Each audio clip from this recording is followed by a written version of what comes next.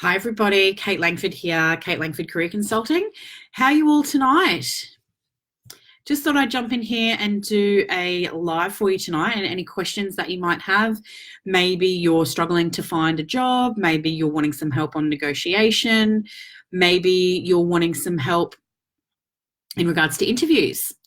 While I'm on that topic with interviews, I thought I had a really good question tonight from my webinar group, and it was around, in what order should you interview?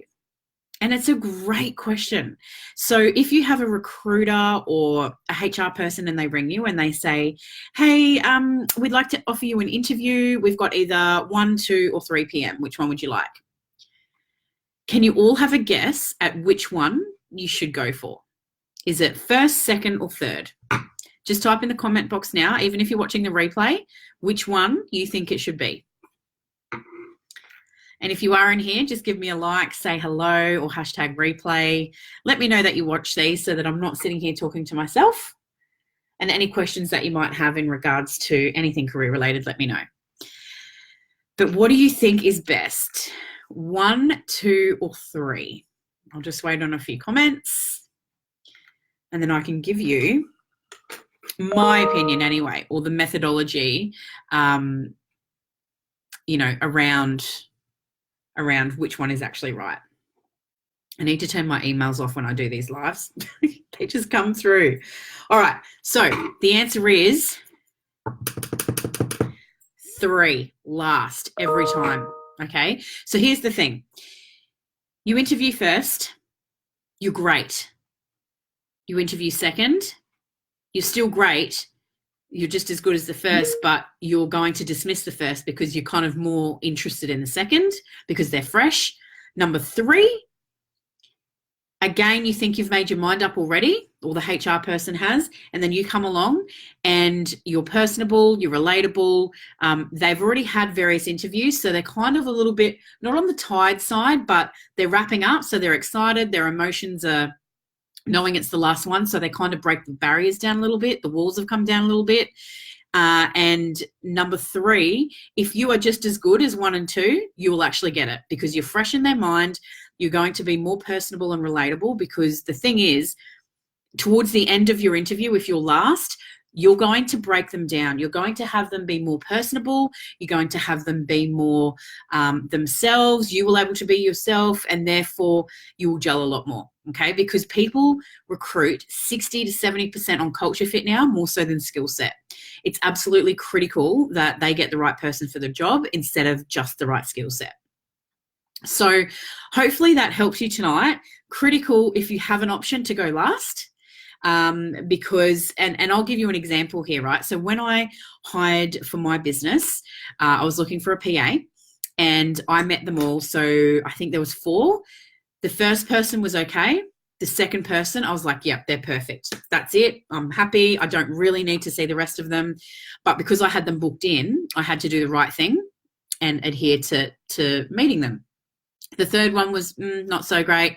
The fourth one, I was like, wow, okay, this person's good, but I already made up my mind about number 2. So, okay, yeah, no. And I bought into it because it was my last one. I was interested. And then I was like, you know what? I think I need to go with you. And because they're the last person, you kind of got more of a buy-in and you've got that relationship building, and potentially you can look at offering because you're at the final one, right? You're talking to the last person you're meeting. So technically, if you would have made your mind up, and because they're the last person, you can actually go that next step further and say, you know what, do you want to come back for a second interview? Or do you want to talk about, possibly coming in for a trial? You can't do that if you've done it with number 2, but you can if it's the last person. Are you hearing what I'm saying? So always go last if given the option. Okay, it's really, really helpful. In regards to, I also had a question tonight that I thought was really good to share. If you are needing to interview outside of office hours, and this is Kate just being really honest, for those who follow me, know, like, share, I'm being honest in this one. If they give you, say, 1 or 2, you need to take 1 or 2. Don't say, is there any chance I could do it out of hours? A few reasons for that. Number 1, it just shows obviously you're serious and you're keen about it, but you need to be really careful going there, because it's like, well, how important is this job to you? We don't advocate lying or taking sick days or any of those things. But if you really want this job, then you need to make the sacrifice. You need to make it easy for the recruiter or HR, especially when they've got over 400 candidates.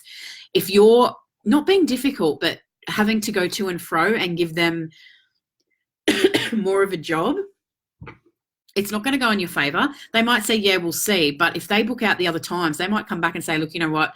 We're not going to worry about it. We couldn't make it 5 o'clock, so we filled those positions because we didn't think you could make the other times. So only go there if they say to you, we can do 1 or 2, or if you have to do after hours, then we might consider that. Then you would say, no worries. Look, ideally, I'd prefer after hours because I work, but I'll do whatever's going to work for you. So what it's doing, it's showing that you're committing. It's showing that you're willing to make it work, however that is, and you're not being picky. So, yeah, just a few little points for you tonight that might help. Thanks, Courtney, for joining. Great to see you in here with the comments. If you have any questions about anything, guys, just drop them in the box. Happy to answer them live or on the next live that I do next Wednesday night. So I'll always jump on every Wednesday night at around 8 o'clock, 8:15 after my webinar with any questions that you might have about anything. So remember to hit the like button, love button, share it. If you think there's people out there that could really use some help in regards to maybe they're interviewing at the moment a bit or they're going for interviews, then share this to them. You know, it's always helpful. And I have a lot of recruitment companies or different businesses that ask permission if they can share my stuff. I'm totally fine with sharing this one tonight because I think it's giving a bit of insight into HR and recruitment. I mean, again, it's my opinion, but there's a real psychology around it and behind it. Courtney has asked, should I ask about salary in interview? That's a good question, and I get it a fair bit. I would never bring it up in a first interview. If they like you, they will bring it up in the second, not in the second, they will bring it up at the end of that interview and say, what type of salary are you looking for? Negotiation is a whole nother kit and caboodle. If you need me to work on that, then let's have a chat one-on-one. But I wouldn't bring it up unless they do. If you get to second interview, that is your place to bring up salary, not the first interview. Okay, because it's just one of those things. Yes, we're all there for money, right? But at the end of the day, you want to not show that. You want it to be about the company, the role, the business, the management style, all that stuff as number one, more so than what's the dollar figure. It's either going to have it in the ad. If you're not sure, let them tell you. If they don't tell you in first interview, then you're either not going to get the job, or if you get second interview, that's your place to do it, or they'll call you. You're welcome, Courtney. I hope that was helpful. All right, guys. Well, I'm going to love and leave you. Any questions, as I said, drop it in there. Share, like, love this. Just want to help people out there that might not know the insight in regards to interviews and maybe how it works on the other side. So have an awesome night. Where it's my birthday tomorrow, actually, 22nd of August for Kate Langford. So I've got a special out there at the moment for the job searching package if you want some assistance with how to find a job outside of Seek, which is critical. It's normally $149. I'm doing it for $99. So I will drop the link if you're interested in that. Hi, Holly. Have a great night, guys. And yeah, I'll talk to you really soon. Bye.